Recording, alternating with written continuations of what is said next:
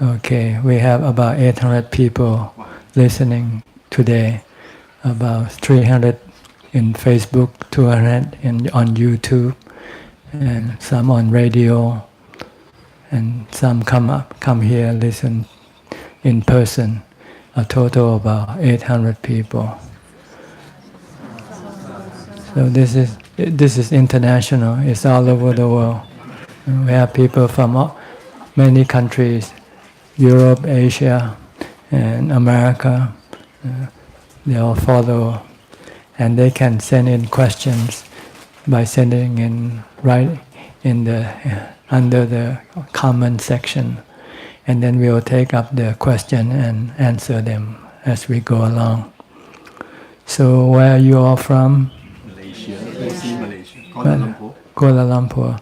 Under which organization do you belong to? No specific organization. It's just that we are among friends. Friends. We've been following Ajahns daily Dhamma. I say friends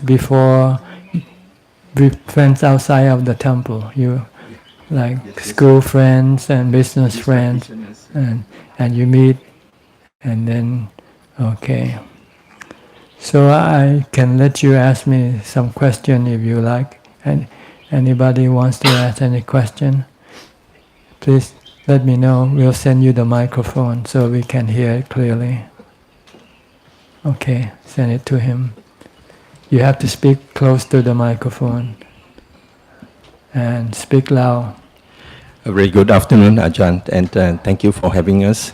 There are 24 of us from Kuala Lumpur mostly, and a few from Singapore. And we have been following Ajahns daily Dhamma, and but many didn't have a chance to ever meet up with Ajahn. So we find the Dhamma very simple and profound. It's help our lives, daily lives. And we are here to pay respect and express our gratitude. And personally, I don't have much to ask, but some of my friends may have something to ask. So yeah, don't hesitate. Yeah. Right. Don't be shy. Yeah. You're welcome to ask.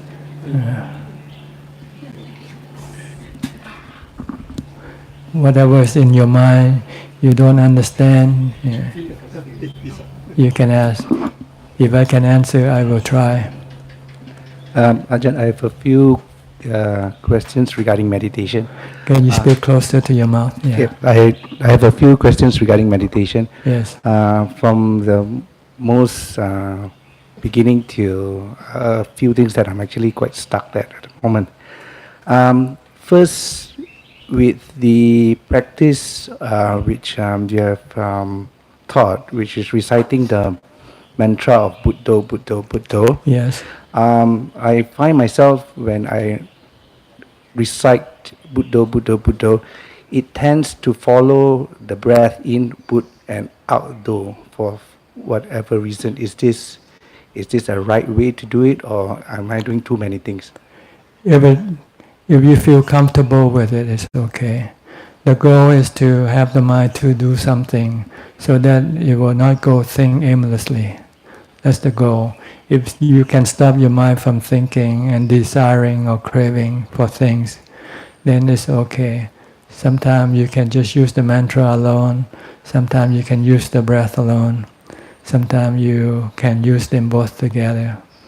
In Thai, some Thai practitioner will say Bud when the breath go in, and will say To when the breath comes out.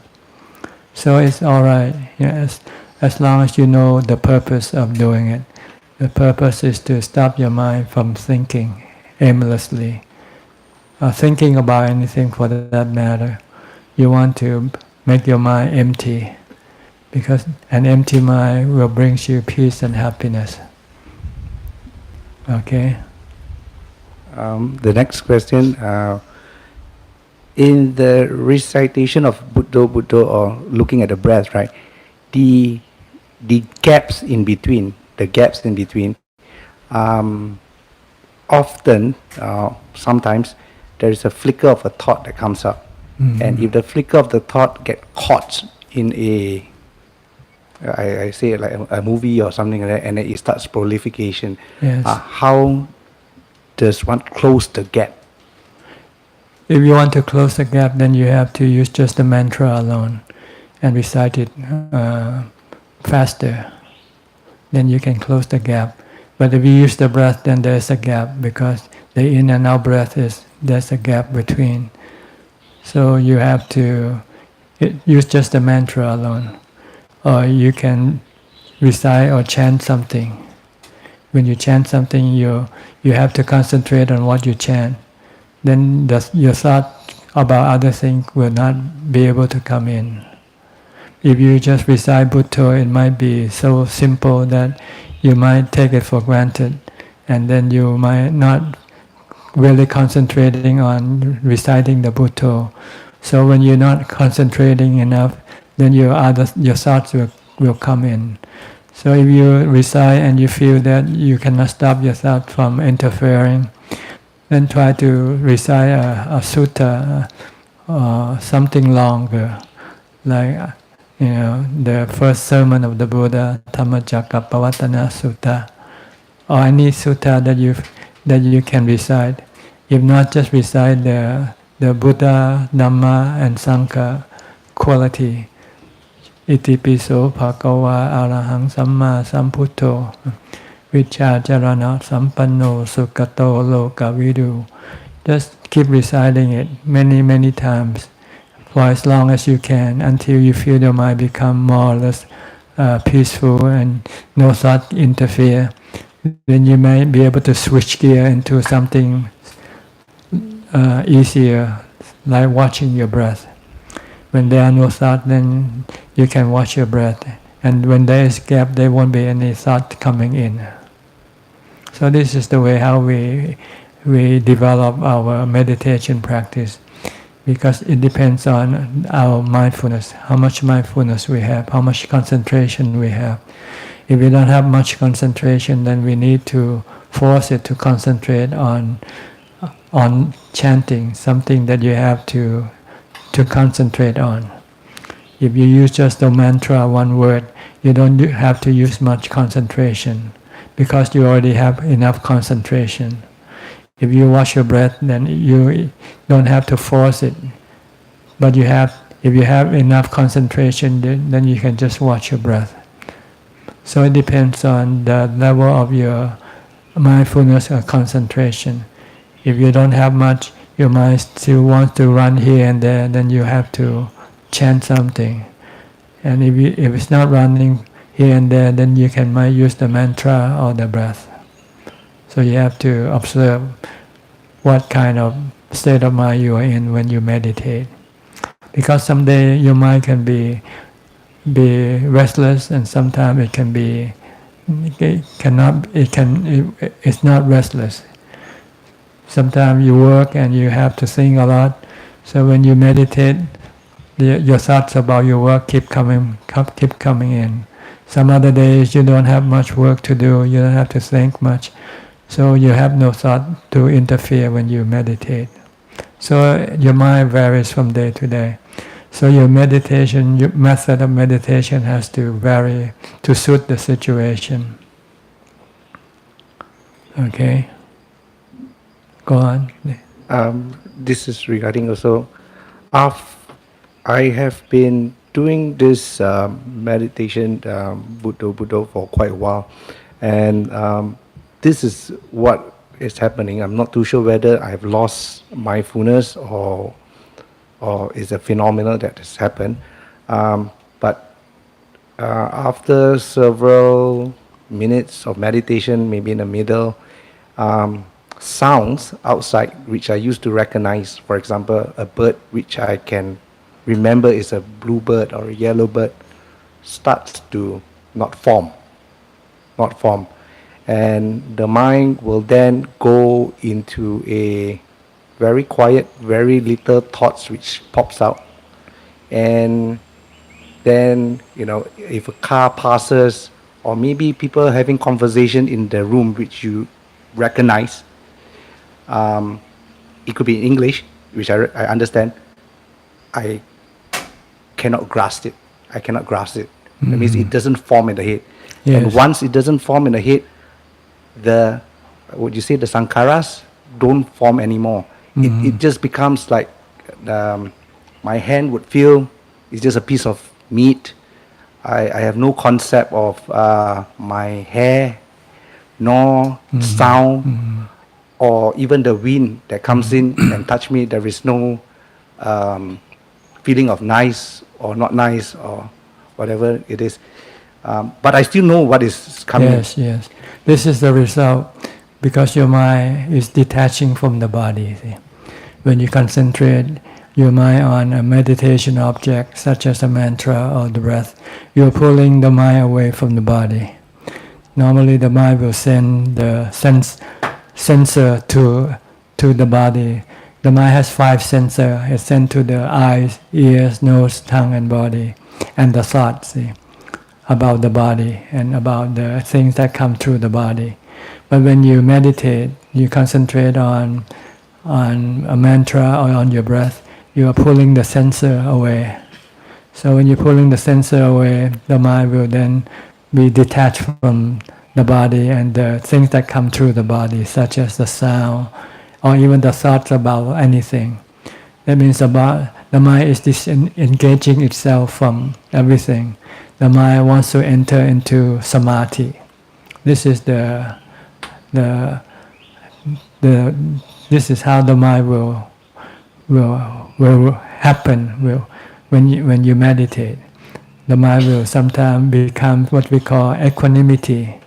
It knows, but it doesn't react. It just knows, and no emotional reaction toward anything, such as love, hate, fear, or delusion. This is what you will get when you enter into the deepest one, which we call the 4th jhana. But you are beginning to get into that stage.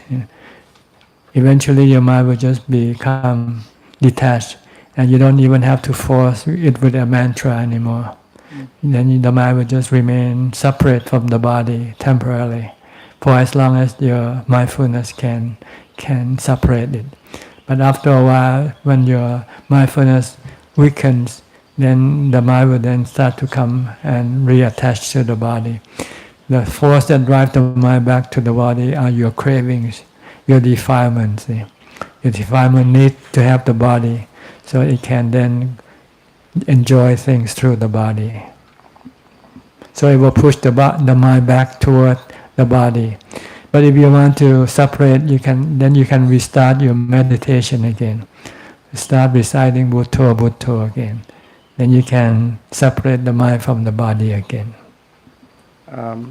That's correct, because the separation from the thought process or the mental formations, right, is it's the hardest pulling, because it's something which is trying to pull you back. But once you release it or you let it go, the mind settles down, and concepts, ideas, everything stops temporarily. Everything stops. All that is left is merely knowing. Yes. No, you know what's going on, but you don't conceptualize, you don't think, you don't criticize, you don't make any mental commentary or anything like that. You just know. And you feel kind of light and happy. So this is the result that you should get in your meditation. But you might not have yet entered into the deepest one yet. So if you do, you'll find you are totally in a different world, like you are off in space alone by yourself, like a space astronaut. You have to spacewalk. Okay. Anybody else? Okay.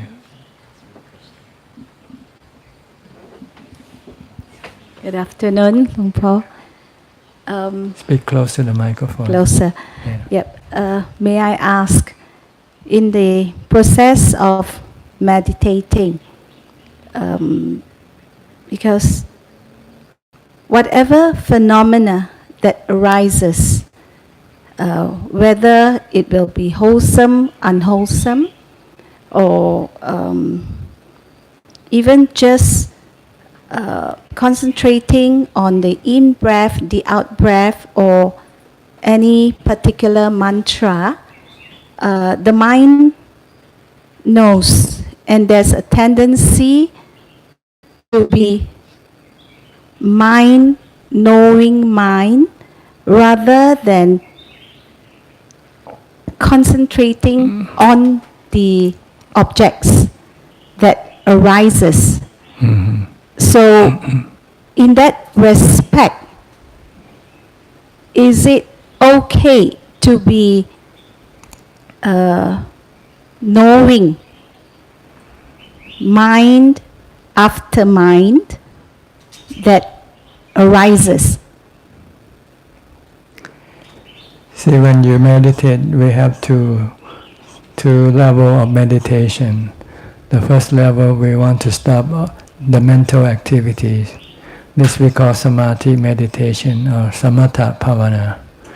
But if you have samatha bhavana, then you will have the ability to move to the next level called vipassana bhavana, which the mind will start to look at the mind and then start to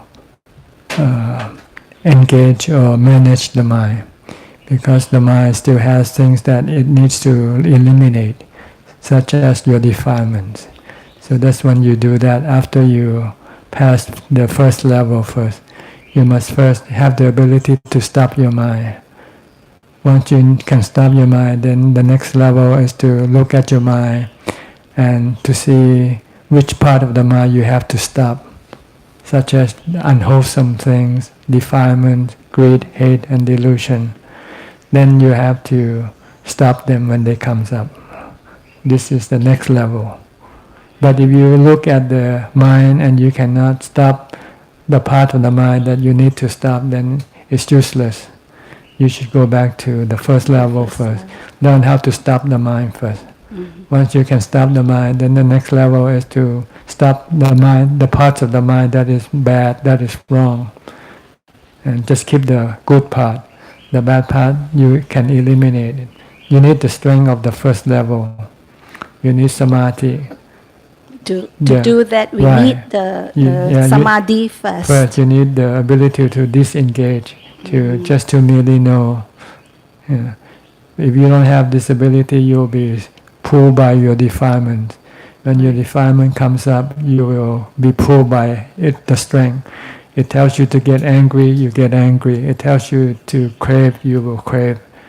But if you have this samadhi, when your defilement start to pull you, you can resist and say, I know you're not good, I don't want to follow you. I know angry is not good, I will not follow you. So at that point, can we be contemplative? If, for instance, defilement arises and we are aware of it, right. Be aware, one has to be contemplative to be aware. Not necessarily. Yeah. To when defilement arises, if you find you cannot stop it, then you have to contemplate on how to stop it. But if you can stop it without having to contemplate, then you don't need to contemplate. If you know anger is not good for you, then you can stop it right away. Then you don't need to contemplate.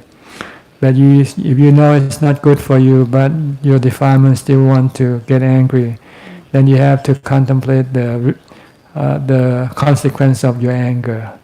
Once you're angry, you start to say something bad, do something bad, then you will run into problem. When you see the consequence of your anger through your contemplation, then you'll stop your anger.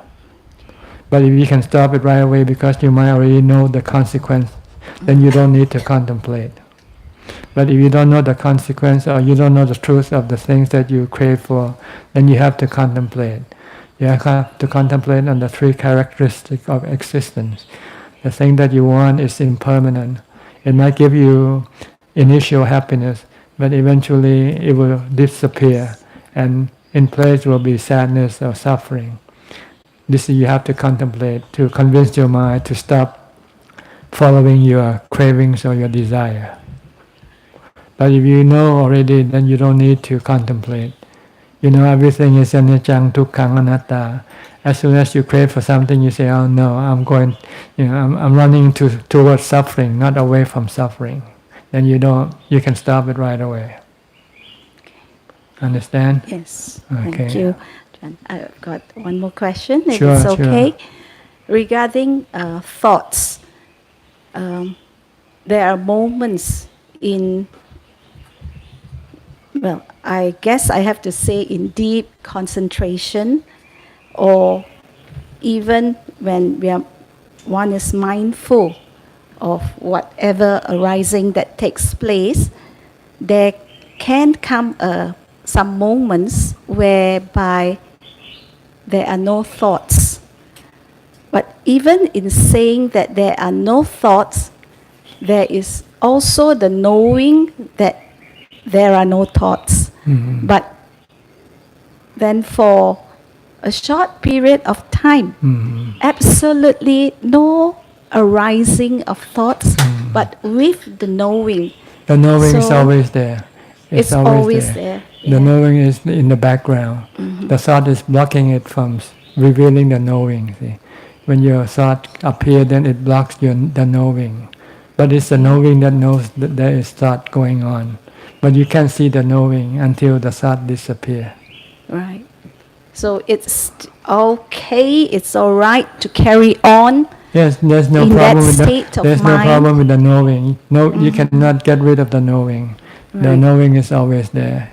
It's not harmful. It's neither good or bad. It's what driving the knowing that is good or bad. If Dhamma driving the knowing, then it's good. If it's defilement driving the Dhamma, driving the knowing, then it's bad. So this is what you have to use vipassana to select which is good and which is bad, and eliminate the bad thing and keep the good thing. Okay. Thank you. What about one more? Yeah. Sure, go ahead. Yeah. What about the point where there's that experience of emptiness? Yes. Yeah. Mhm. At that point, there's absolutely, it's just if you say empty. empty, then there's the Yeah. knowing. See, you need the It's knowing. still the knowing. Because even without the knowing, you won't know the emptiness. Right. Someone has to know emptiness. Yes. So it's the knowing that knows the emptiness. Mm-hmm. There are no more thought at this time. The mind is empty, like I just said earlier. You are floating in space, nothing around you. Okay. The knowing is always there, permanent. But the thought rises and ceases. Okay.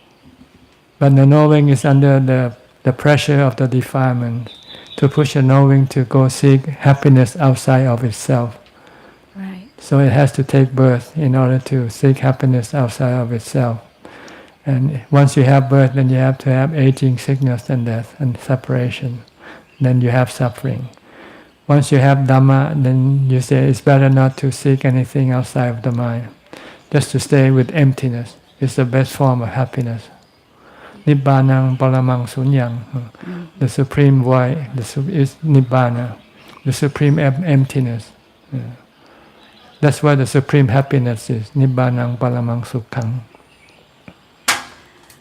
So, That's the goal of your practice. You want to get to the supreme void and supreme happiness. So we should try to sustain Mindfulness this first of all. state of mind Yeah. as long as we Possible. can. And you can do this with mindfulness and wisdom. First, mindfulness for samadhi. Then once you have samadhi, then you develop wisdom, contemplation, to see the three characteristics of existence. Then you will then be able to maintain the mind to be empty and peaceful and calm and happy. Sadhu. Okay? Yes. Any more? Anybody? Okay. Listen. We have about 6 minutes to go, so... Ajahn, how to overcome fear, especially at their age? They have a lot of imagination. Stop the imagination. It's the imagination that makes them fearful. Right now you're not fearful, right? Because you don't think about the things that make you fearful. So when you're fearful, they say, chant Buddha, Dhamma, Sangha. Keep reciting Buddha, Dhammo, Sangho. Think of the Buddha, the Dhamma, and Sangha. Then it will it will eliminate the thought, see, about fear. When there's no thought about fear, then fear will disappear. So learn how to recite Bhutto, Bhutto, Bhutto. When you feel fearful, when you're afraid, keep reciting Bhutto, Bhutto, Bhutto. In just 1 minute, and all your fear will disappear. Okay, try it. You have to try it. Thank you, Ajahn. 2 questions, if you can answer in 6 minutes is good. If not, it's okay. With respect to, say, raising a baby or children, do you have any advice? Well, the baby has 2 parts that you have to look after, the physical and the mental part. As babies, you don't need to worry much about the mental part yet. Just look after the physical part. Makes the body strong and healthy.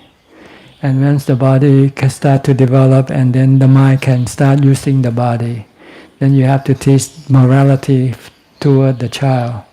If we want to take something without permission, you have to stop. Say, this is not good. If you want something, you have to ask permission first. If it's see insects and it wants to hurt the insect, then you have to teach the child not to hurt the insect. Teach morality. When the child starts to act immorally, even just a very small thing like killing an insect or taking something that doesn't belong to he or she, then you have to teach them to ask permission from the owner first. And teach the next time when they start to talk, if they're talking lying, then you have to teach them not to lie. And if you can, also teach them to practice charity. Maybe if you have time on the weekend, take the children to the temple and give them the money to put in the offering box or buy food and give to the monks or something like this. Teach them how to practice charity. So this is what you have to do for the mind of your children. And for the body, just give it the proper care so that it doesn't get sick or get into any problem. Okay, your second question. Yeah, second question. With respect to, say, supernatural things, like ghosts and devas or all that, how should we think about it? These are things that only people with supernatural power can experience. So if you don't have this supernatural power, you don't have to worry about. It's more about your own thought creating them, not the real thing. But if you learn how to meditate, you might be able to develop this psychic power.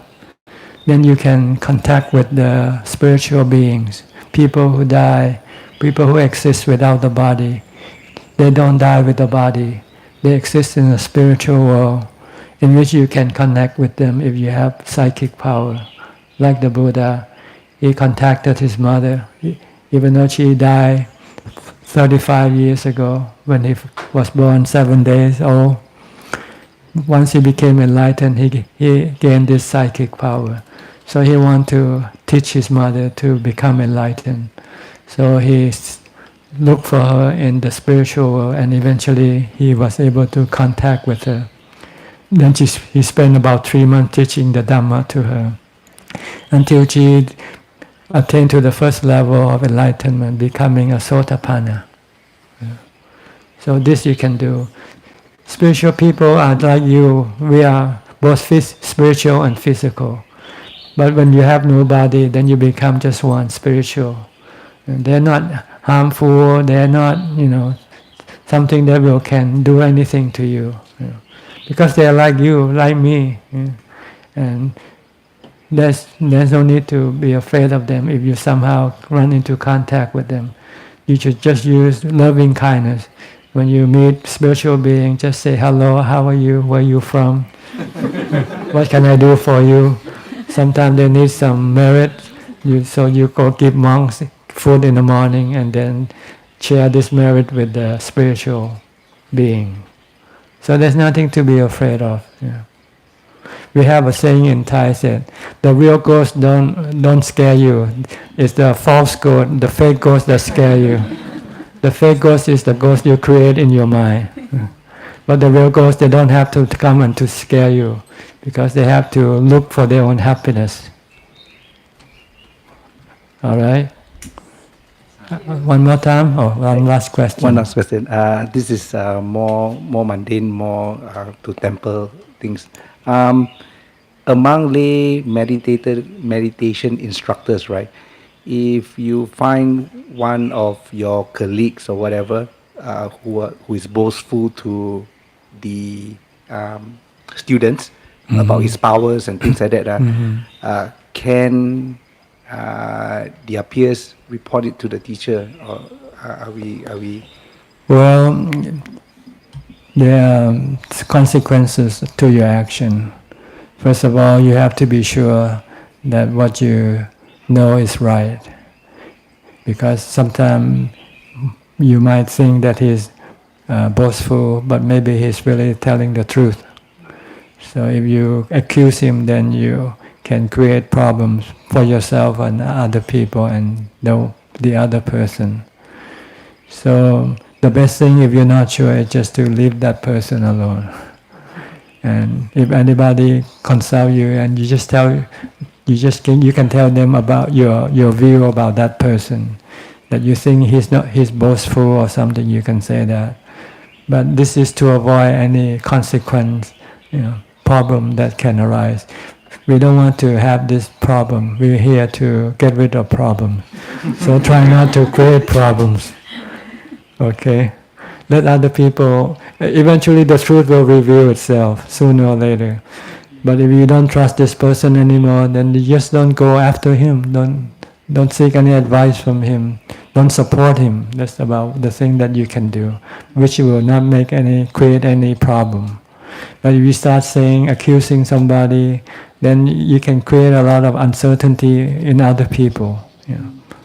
So it's better not. Okay? All right. Okay, I'll give you the Anumodana.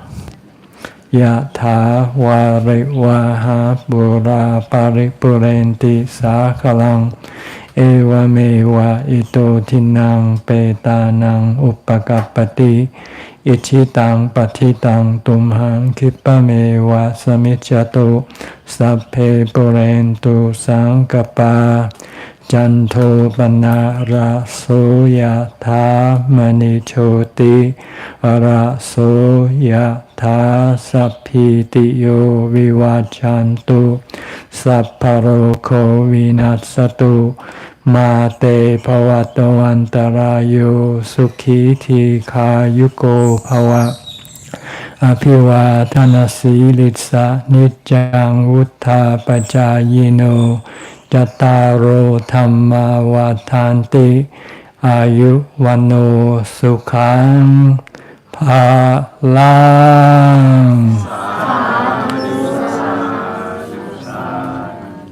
May all of you be well and happy and advanced on your path to enlightenment. Okay.